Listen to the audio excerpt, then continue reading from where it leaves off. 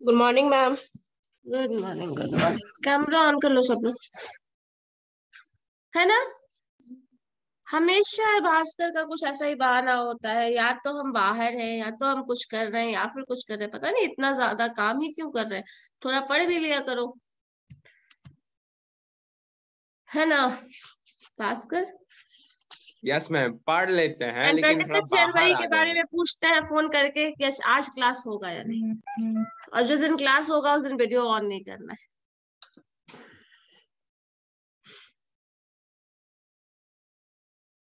Message नहीं किया गया था मैम, कोई इन्फॉर्मेशन था ही नहीं। हाँ समझ रहे हैं, तो वही बात हम जानना चाह रहे हैं कि नहीं, अगर 26 जनवरी को क्लास हो रही है तो आप फोन करके पूछ रहे हो, लेकिन जिस दिन हो रही है उस दिन वीडियो ऑन नहीं करना है। चलो ठीक है। हाँ सोनल, मैम, रोड पे हैं तब वीडियो ऑन करके क्या करेंगे। अनुराग, गौतम, अदिति, जिनका भी कैमरा ऑन नहीं होता है उनको अटेंडेंस, उनका एब्सेंट मार्क कर दिया जाता है, पता है ना सबको। Yes ma'am. अटेंडेंस नहीं मैम 2 मिलेगा। दिन के बाद रखिएगा ये वाला नियम। ये नियम शुरू से ही है। रोहित। Yes ma'am. हाँ रोहित का, भास्कर थे, और कौन है जिसका कैमरा बंद है? विशाल एंड विशाल अभिषेक। मैम, तो कैमरा बंद है। हाँ सबका कैमरा बंद है। एंड अभिषेक यादव, इनका तो ऑडियो भी कनेक्टेड नहीं है। चलो, मुझे मार्क्यू जो लेना है उसका क्या करें, आज कर ले या फिर ऑप्शन देंगे तो तुम लोग पता नहीं क्या। अपने टाइम देने के बाद भी प्रिपरेशन तो कुछ होता नहीं है। मैम मंडे को ले लीजिएगा। 2 दिन के बाद लीजिएगा ना मैम। मंडे को ले लेंगे तो मंडे को अच्छा रिस्पॉन्स रहेगा ना। अगर कम मार्क्स आया ना उसके बाद 70% से कम जिसका मार्क्स आया सबको मारेंगे हम। सबके लिए अच्छा अच्छा काट ऑनलाइन पकड़ के उठक बैठक करवाएंगे, रुको क्लास मार लीजिएगा। पूरे क्लास में, पूरे कॉलेज के सामने हम उठक बैठक नहीं करा दिए तो फिर कहना।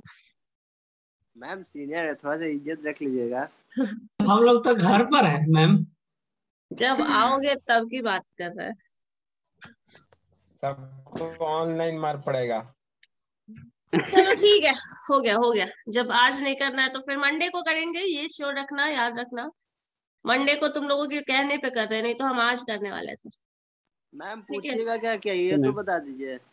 पूछेंगे प्रोबेबिलिटी डिस्ट्रीब्यूशन, कंडीशनल प्रोबेबिलिटी, इसी सेक्शन से पूछेंगे, इसी सेक्शन से। और थोड़ा थ्योरी वाला रख लो। मैम स्टैटिक से नहीं, स्टैटिस्टिक वाला नहीं, वो टेस्ट एक बार ले चुके हैं ना तुम लोगों का, तो इस पोर्शन से कर लेते हैं। ठीक है मैम। तो नेक्स्ट मंथ वो करेंगे। चलो ठीक है। मैम क्या डेफिनेशन होगा? डेफिनेशन, फॉर्मूला जो भी है प्रोबेबिलिटी से रिलेटेड, और वो सब टर्म्स जो है। कुछ भी हो सकता है, और सिंपल बेसिक क्वेश्चंस, कुछ भी हो सकता है, सिंपल बेसिक। मैम प्रोबेबिलिटी का टाइप्स अभी तक नहीं बताई हैं मैम। टाइप्स कौन सा, प्रोबेबिलिटी का कौन सा टाइप्स?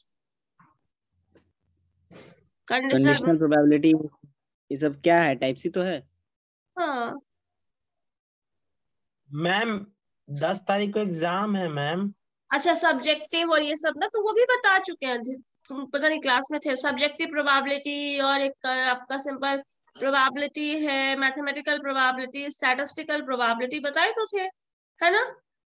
उसमें सबसे एडवांस स्टेज का जो होता है, उसमें क्लासिफाइड करना था। उसमें एजम्पशन किया गया था कि 26% प्रॉफिट होगा लास्ट ईयर में।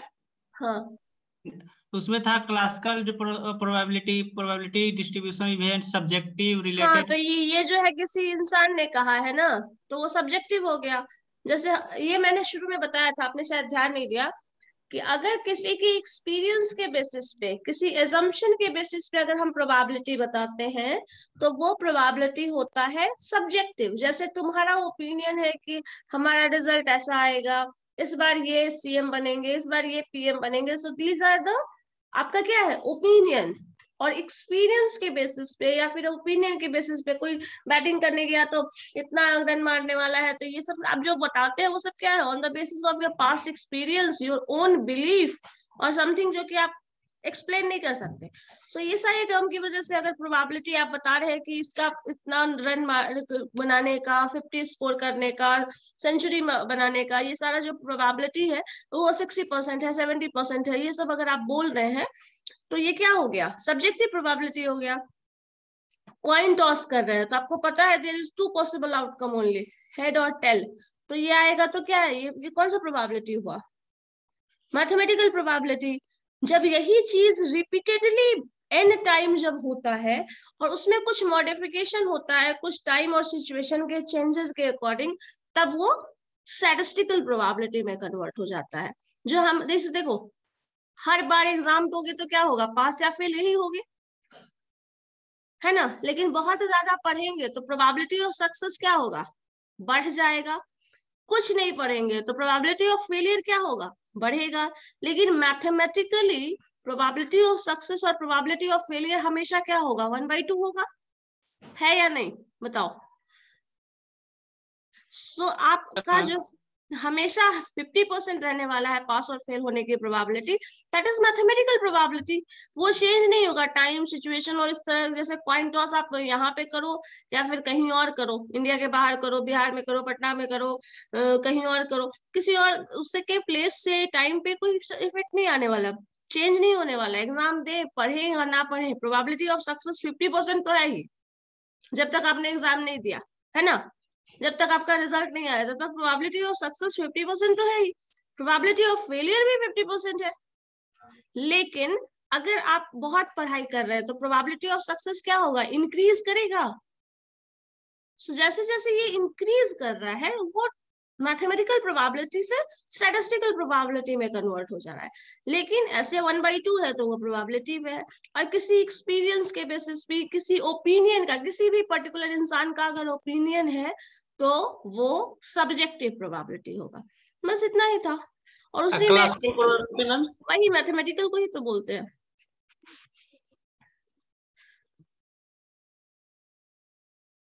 Thank you. वही प्रोबेबिलिटी है वो। तो ये हम शुरुआत में डिस्कस किए थे, 3 पार्ट में डिवाइड करके पढ़ते हैं, मैंने बताया था। चलो ठीक है। अब इसके बाद डिस्ट्रीब्यूशन हम लोग देख रहे थे ना, बाइनोमियल डिस्ट्रीब्यूशन। बाइनोमियल डिस्ट्रीब्यूशन का मीन हम लोग निकाला था और वेरिएंस निकालने के लिए म्यू2 डैश निकाल रहे थे, वो तुम लोग निकाल रहे थे। क्या आया रिजल्ट, ये बताओ तो जरा, आया था या नहीं?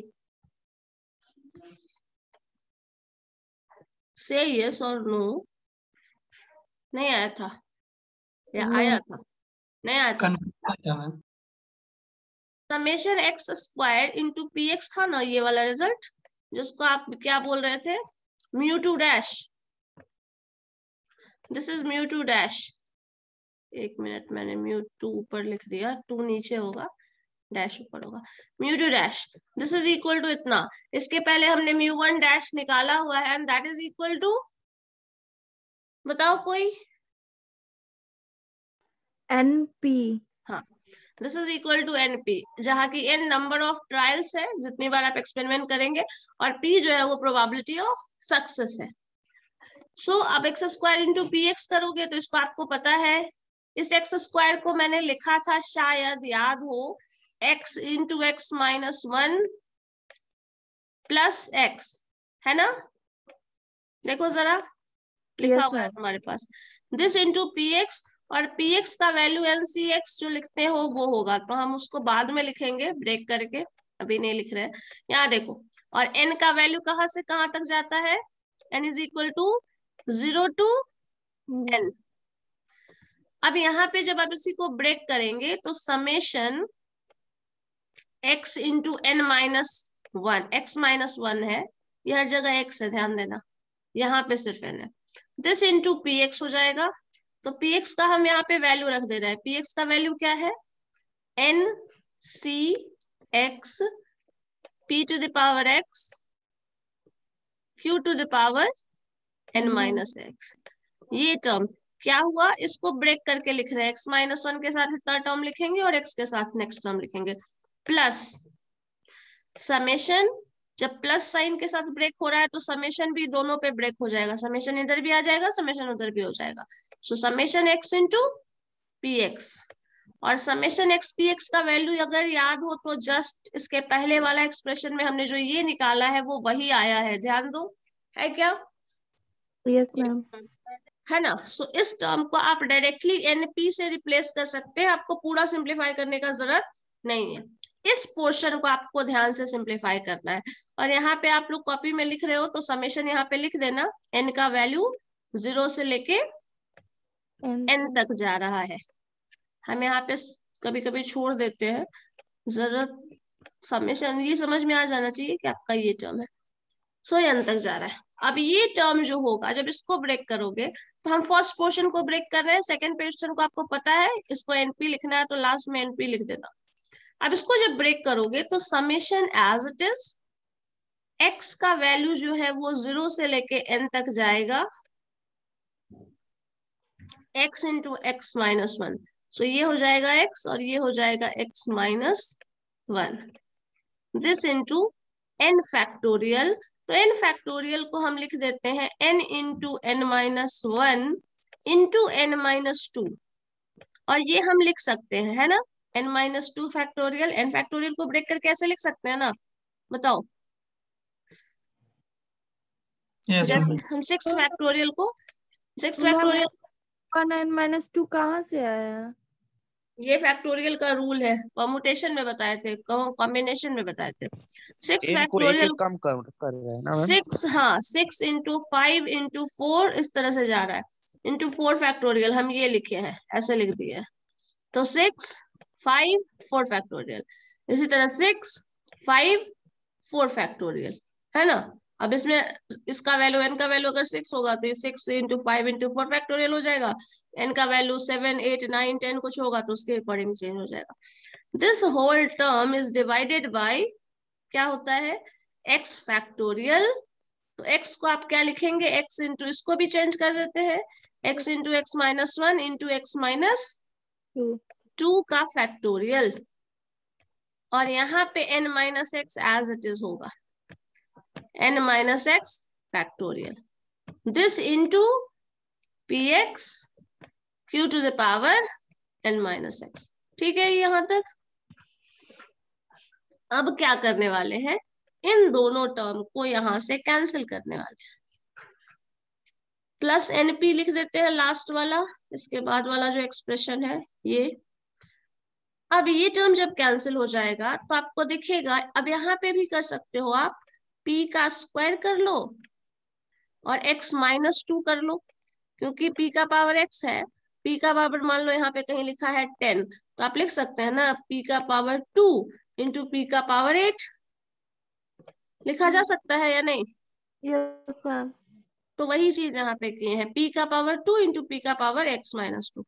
अब क्या करने वाले हैं, समेशन आपको पता है समेशन कांस्टेंट पे ऑपरेट नहीं होता, तो यहाँ कांस्टेंट क्या है, n इंटू एन माइनस 1 जो होगा वो कांस्टेंट हो जाएगा। सो n इंटू एन माइनस 1 को हम बाहर कर ले रहे हैं, अंदर क्या बचता है देखिए जरा, n माइनस 2 फैक्टोरियल। देखो यहाँ पे है ना, n माइनस 2 फैक्टोरियल, ये n माइनस 1 बाहर कर लिए, यहाँ पे x माइनस 2 फैक्टोरियल है डिनोमिनेटर में, तो ये x माइनस 2 फैक्टोरियल हो जाएगा, और साथ में इधर आ जाओ n माइनस एक्स फैक्टोरियल है। इसके बाद ऊपर यहाँ पे p स्क्वायर जो है वो हम बाहर निकाल लेते हैं, p का पावर x माइनस 2 कर लेते हैं, और q का पावर n माइनस एक्स कर लेते हैं, प्लस np। अब ध्यान देना ये जो पूरा टर्म है अगेन क्या हो गया, ncx px qn minus x वाला टर्म है, और यहाँ जो है n कहाँ से शुरू हो रहा है, n 0 से शुरू होके n माइनस 2 तक जा रहा है, क्योंकि दो जो वैल्यू है वो तो कैंसिल करके तुम बाहर निकालिए, n माइनस 2 तक जा रहा है। तो अब क्या लिखोगे, n इंटू, और ये पूरा टर्म फिर से आपका जो होगा समेशन, और ये सब जब टर्म पूरा का पूरा लिख रहे हो, this all term is equal to 1। तो यहाँ पे n into n minus 1 into P square, और ये पूरा टर्म जो होगा वो 1 हो जाएगा, तो पी स्क्वायर में 1 से मल्टीप्लाई करोगे तो 1 ही आ जाएगा। This term plus n p, ये जो है वो आया है म्यू टू डैश, जो कि हम इधर निकाल रहे थे। तो यही आप लिख सकते हैं mu two dash is equal to this. तो ये पूरा टर्म जो है वो म्यू टू डैश है। ठीक है,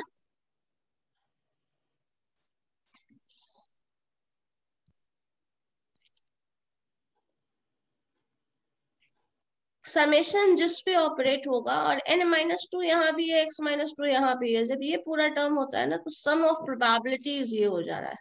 सम ऑफ प्रोबेबिलिटीज जब ये हो जा रहा है तो प्रोबेबिलिटी किसी भी वेरिएबल पे ही काम करती है, और जिस वेरिएबल पे काम कर रही है और उस सारे सम का अगर सबका हम सम कर लें तो दैट इज इक्वल टू 1। ये हमें पता है, सम ऑफ प्रोबेबिलिटी हमेशा 1 होता है।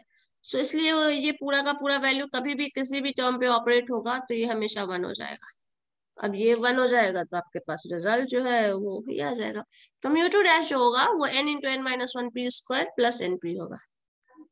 इस रिजल्ट को याद रखना है, इस रिजल्ट को, ये भी रिजल्ट आपको याद रखना है। इसको मीन बोलते हैं, इसको सेकेंड मोमेंट बोलेंगे। और इन दोनों के हेल्प से अगर ये हो चुका है तो बोलो हम इरेज करें। No ma'am. तो वेरिएंस अभी लिखे निकालेंगे। थे मैम, हाँ बोलो। अभी लिखे नहीं मैम, समझ रहे थे। हाँ ठीक है, लिखो। इन दोनों के हेल्प से फिर हम वेरिएंस निकालते हैं, जिसका फॉर्मूला हम लास्ट डे बर्नौली डिस्ट्रीब्यूशन में बताए थे।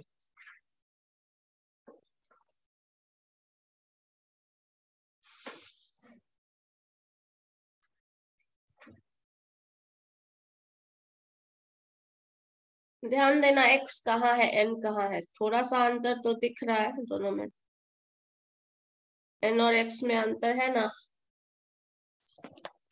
जहां समझ में नहीं आएगा एक्सप्रेशन वहां बोलिएगा।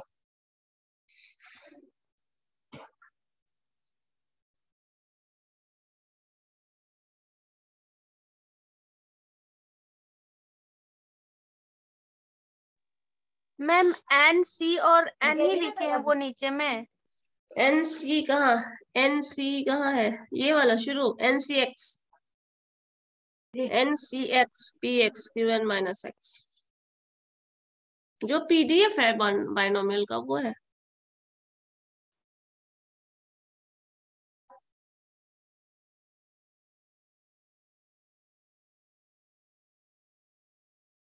इस तरह के रिजल्ट्स पे क्वेश्चन होता है। विभा, नैन्सी, आदित्य, अदिति। मैम मैं थोड़ा स्क्रीन बाहर हूँ। छोटा है ना, तो थोड़ा स्क्रीन में घुस घुस के देख रहे, इसीलिए कैमरा बंद किया है। अच्छा,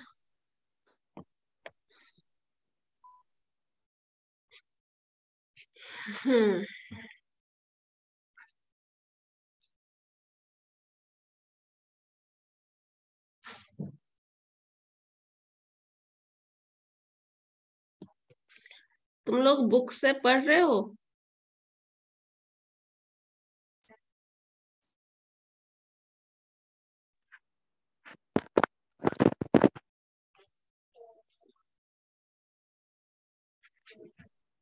मैम वहाँ पे P2 कैसे आया, P⁴2?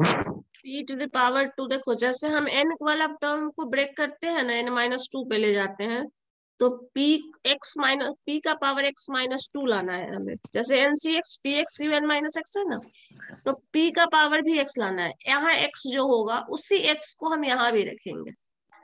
तो अब इसको जब कम करने वाले हैं तो p का पावर x था, तो p का पावर p में से उसमें जो 2 नंबर कम कर दिया, मतलब p स्क्वायर बाहर कर लिया और p का पावर x-2 कर लिया। अब जब दोनों को ऐड करोगे p का पावर 2 और p का पावर x-2, तो क्या हो जाएगा, अल्टीमेटली x तो आएगा ना, ये 2 कैंसिल हो जाएगा।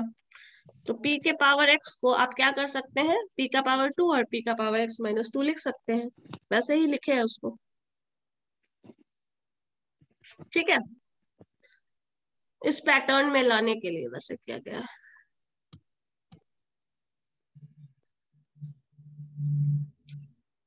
इस पैटर्न में लाने के लिए सॉल्व किया गया वैसे, क्योंकि जब इस पैटर्न में आएगा तभी इसका वैल्यू 1 होगा, तभी हम आगे कुछ कर सकते हैं। ठीक है।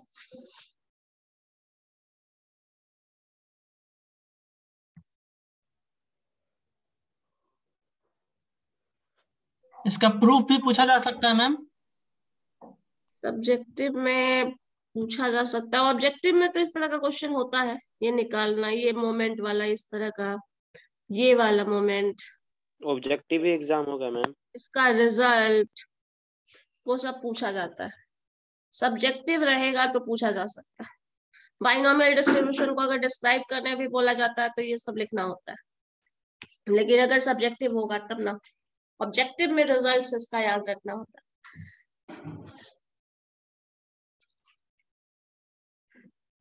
इससे शायद कुछ बाइनोमियल डिस्ट्रीब्यूशन से कुछ क्वेश्चन था उसमें असाइनमेंट वगैरह में।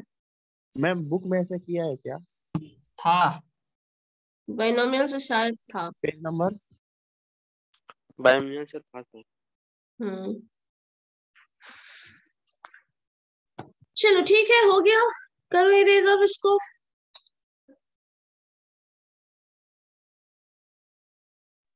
Yes ma'am. ओके ठीक है, इसको हम इरेज कर रहे हैं। अब लिखना है इसके बाद variance of binomial distribution. Mean था ना, एक मीन निकाले हो, एक वेरिएंस निकालो।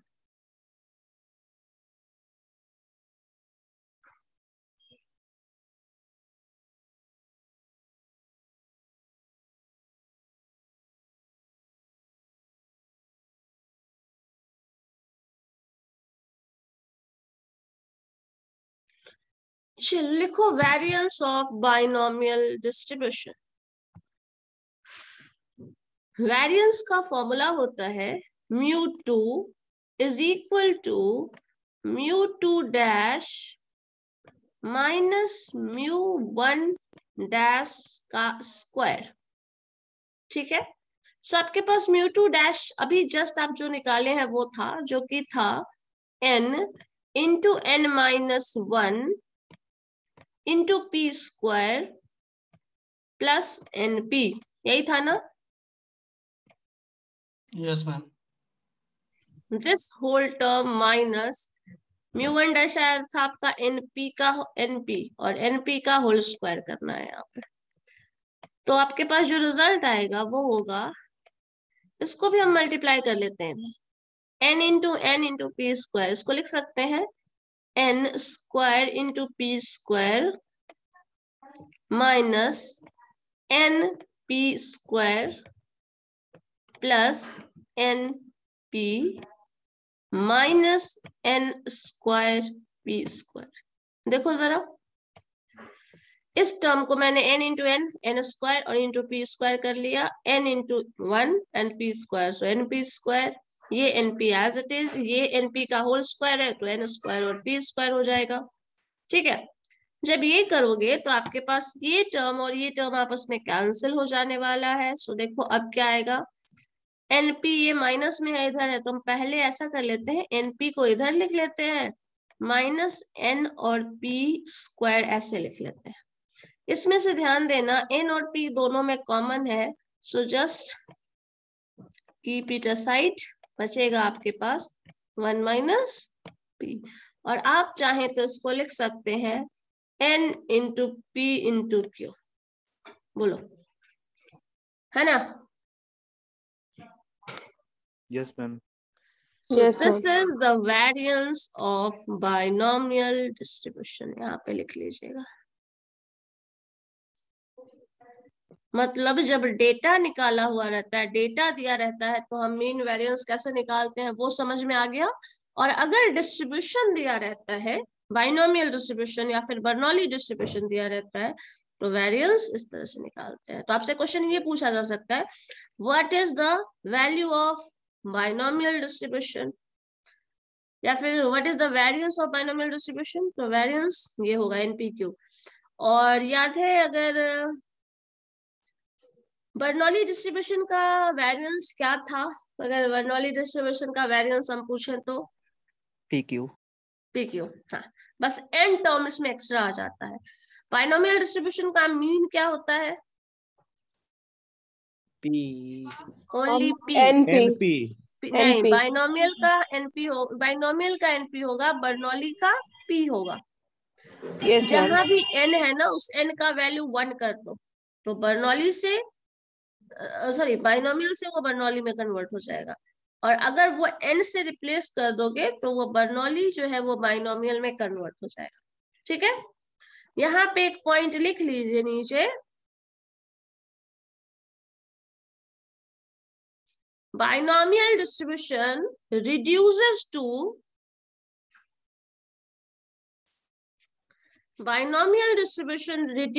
to Bernoulli distribution when n is equal to 1.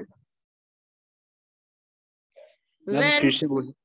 binomial distribution reduces to Bernoulli distribution when n is equal to 1.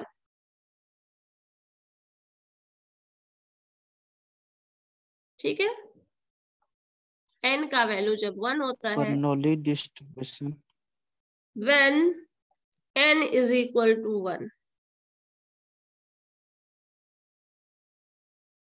ठीक है, समझ गए क्या है? Yes ma'am. सो किसी डिस्ट्रीब्यूशन, बर्नौली डिस्ट्रीब्यूशन और बाइनोमियल डिस्ट्रीब्यूशन में अगर मीन वेरिएंस निकालने के लिए बोला जाए तो कोई दिक्कत नहीं होगा? नहीं होगा? चलो ठीक है, अब एक काम करो, सपोज आपके पास कुछ ऐसा दिया है, मान लो 5 कॉइन दिया है टॉस करने के लिए। ठीक है, ध्यान से, अब उसी का हम प्रॉब्लमेटिक अप्रोच थोड़ा देख रहे हैं। क्वेश्चन अगर दिया होता है तो कैसे सॉल्व करेंगे। 5 कॉइन्स गिवन है आपको, ठीक है, यू हैव 5 कॉइन्स। इस 5 कॉइन में 2 कॉइन हेड आए, ठीक है, 2 कॉइन्स के हेड आने की प्रोबेबिलिटी क्या होगी, ये क्वेश्चन पूछा जा रहा है। ध्यान से समझो क्या है। यू हैव 5 कॉइन्स, 5 कॉइन्स में, या फिर ऐसे समझो एक ही कॉइन है, उसको 5 बार क्या किया गया है, टॉस किया गया है। तो उसमें उस 5 बार के एक्सपेरिमेंट में, 5 बार के ट्रायल में 2 बार हेड आने का, कम से कम 2 बार हेड आने का, या फिर एग्जैक्टली 2 बार हेड आने का क्या प्रोबेबिलिटी है। सो अगर इसको सॉल्व करना होगा तो इसको आप करेंगे इसी फॉर्मूला से, मतलब px। ये अब प्रोबेबिलिटी निकालने में कैसे यूजफुल है ये ध्यान देना। ncx px q to the power n minus x। इसको कैसे सॉल्व करना है ये ध्यान देना। आप क्या करने वाले हो, n is equal to 5 करने वाले हो। यू हैव 5 कॉइन्स और you are tossing the same coin 5 times. अब उसमें से 2 के हेड आने की प्रोबेबिलिटी और हेड आने के प्रोबेबिलिटी को आप सक्सेस कंसिडर कर लीजिए। तो हेड आने की प्रोबेबिलिटी क्या होगी, 1/2 ही है। कॉइन टॉसिंग एक्सपेरिमेंट में क्या है प्रोबेबिलिटी, एक कॉइन को टॉस करोगे तो क्या आएगा, 1/2। 1/2, और x जो है वो 2 हो जाएगा। मतलब ये है 5c2 p to the power 2 और q to the power 3। ठीक है, इसको सॉल्व कर लोगे तो probability of getting 2 head out of 5 coins, आपका जो रिजल्ट होगा वही प्रोबेबिलिटी होगी इसकी। सॉल्व करो इसको। जब इसको सॉल्व करोगे तो ये हो जाएगा 5 factorial, 2 factorial, 5 minus 2 that is 3 factorial, और ये जो p है वो p का वैल्यू 1/2 है, 1/2 का पावर 2, और q जो है उसका पावर वो भी 1/2 ही है और 1/2 का पावर 3। इसको सिंप्लीफाई करो, जो आएगा वही आंसर है। करके बताओ जरा क्या होगा। चलो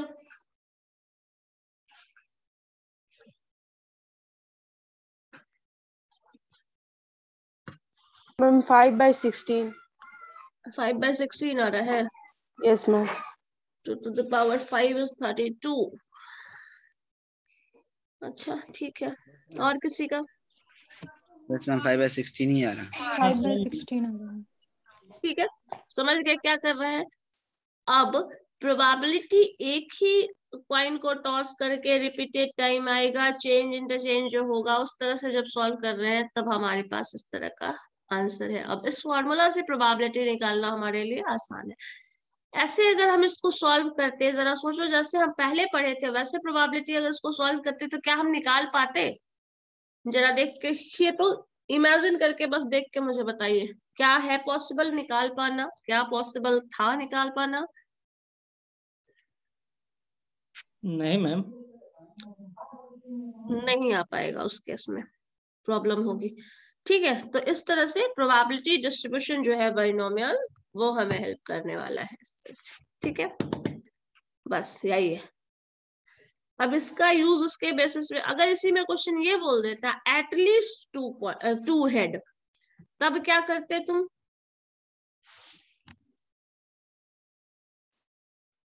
at least to head, 2 minus minus नहीं होगा, कम से कम 2 आना चाहिए। तो कम से कम 2 आना चाहिए, तो 2 से ज्यादा भी आ सकता है। तो दिस टर्म प्लस 5C3, 5 में से 3 हेड आने का, और बाकी जो px लिखते हो वो लिखोगे, plus 5C4 plus next term जो भी px यहाँ लिखते हो वो, फिर 5C5। अब इन सब को जो सॉल्व करके आता वो प्रोबेबिलिटी होती कम से कम 2 हेड आने की प्रोबेबिलिटी। कम से कम का मतलब क्या हुआ, उससे ज्यादा भी आ सकता है। तो मिनिमम 2 हेड के लिए ये पूरा सिंप्लीफाई किए आप, फिर उसमें से 3 हेड के लिए ये सिंप्लीफाई करेंगे, 4 हेड के लिए ये सिंप्लीफाई करेंगे, और 5 हेड के लिए ये सिंप्लीफाई करेंगे। तब जो आएगा वो एटलीस्ट 2 हेड का केस हो जाएगा। ठीक है, करके देखो तो जरा,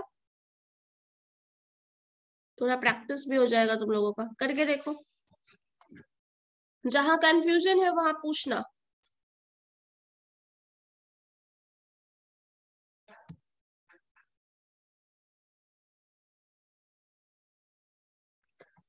अब इस प्रोबेबिलिटी को, इस तरह के प्रोबेबिलिटी को सॉल्व करना उन्हीं लोगों के लिए ज्यादा सही है और कर सकते हैं जो बाइनोमियल डिस्ट्रीब्यूशन पढ़े हो। बहुत लोगों को ये प्रोबेबिलिटी बहुत ज्यादा कॉम्प्लिकेटेड लग सकता है, ऐसा प्रोबेबिलिटी कैलकुलेट नहीं कर पाएगा जो लोग ये नहीं पढ़ा है। ठीक है, ये वही लोग कर सकते हैं इस तरह की प्रोबेबिलिटी को कैलकुलेट जिन्होंने बाइनोमियल डिस्ट्रीब्यूशन पढ़ा है।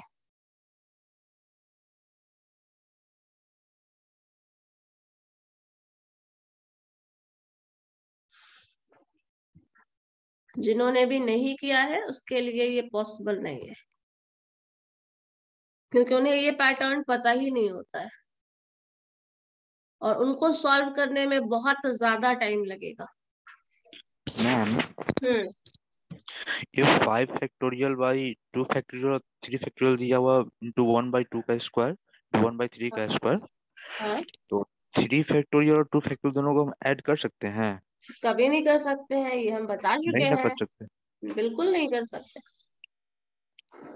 5 फैक्टोरियल जो ऊपर लिखा है उसको ब्रेक करो, 5 इंटू 4 इंटू 3 फैक्टोरियल कर लो, तो 3 फैक्टोरियल फिर कैंसिल कर सकते हो, लेकिन यस इसको मैम। ऐड नहीं कर सकते। 3 फैक्टोरियल का वैल्यू 6 होता है, और 2 ये 6 2 या 12 होगा, दोनों को जोड़ के करके 5 फैक्टोरियल कर दोगे तो उसका आंसर कुछ और होगा, है ना। सो उसको यस हम यस। ऐड नहीं कर सकते। ये आप चेक भी कर सकते हो, क्रॉस चेक भी कर लो। 5 फैक्टोरियल का आंसर क्या होता है? 120। 120। और 3 फैक्टोरियल इंटू 2 फैक्टोरियल का आंसर क्या होगा? 3 फैक्टोरियल का 6, 2 फैक्टोरियल का 2, तो अल्टीमेटली मल्टीप्लाई करोगे तो 12 आएगा, और कहाँ 120 आ रहा है, तो दोनों का आंसर अलग है, तो आप ऐड नहीं कर सकते।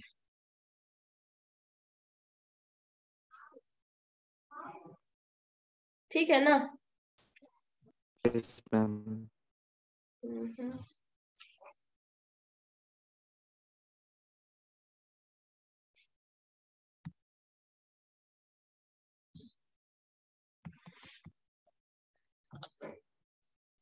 है 5 फैक्टोरियल 5 फैक्टोरियल, वो तो वो नहीं हो जाएगा ना मैम? हाँ, 5 फैक्टोरियल 1 हो जाएगा। उधर जो p वाला पोर्शन है वो अपना सॉल्व होके कुछ आएगा, p वाला पोर्शन सॉल्व होगा, इधर वाला तो 1 ही हो जाएगा।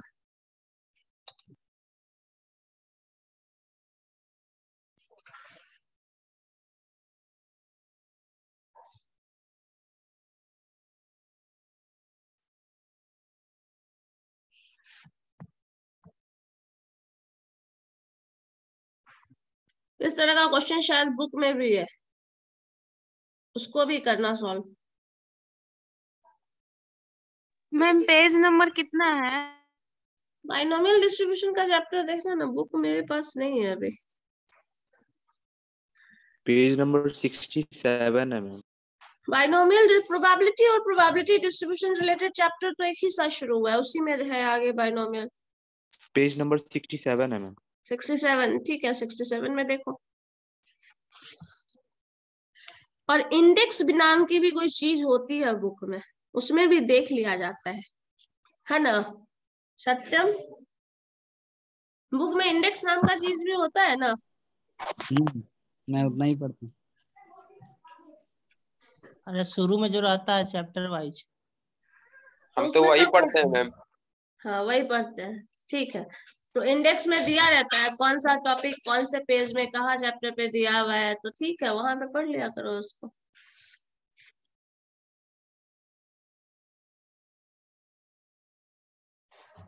उसके अकॉर्डिंग प्रैक्टिस किया करो। जो क्वेश्चन जिस क्लास में हम बता रहे हैं, कुछ हो सकता है आपको बुक में ना दिखे, लेकिन उसको कर लेना, वो इम्पोर्टेंट है। जैसे अभी डेरिवेशन वाला पोर्शन हम करवा रहे थे, तो वो कर लेना, वो इम्पोर्टेंट है। मैम ये तो इसमें फ्रैक्शन में कुछ आ ही नहीं रहा है, तो 11.62 आ रहा है सबको जोड़ने पे। हाँ मैम। ऐसा तो आना नहीं चाहिए, और बिल्कुल नहीं आना चाहिए। 8 आ रहा है। कितना खतरनाक प्रोबेबिलिटी तुम लोग निकाल रहे हो।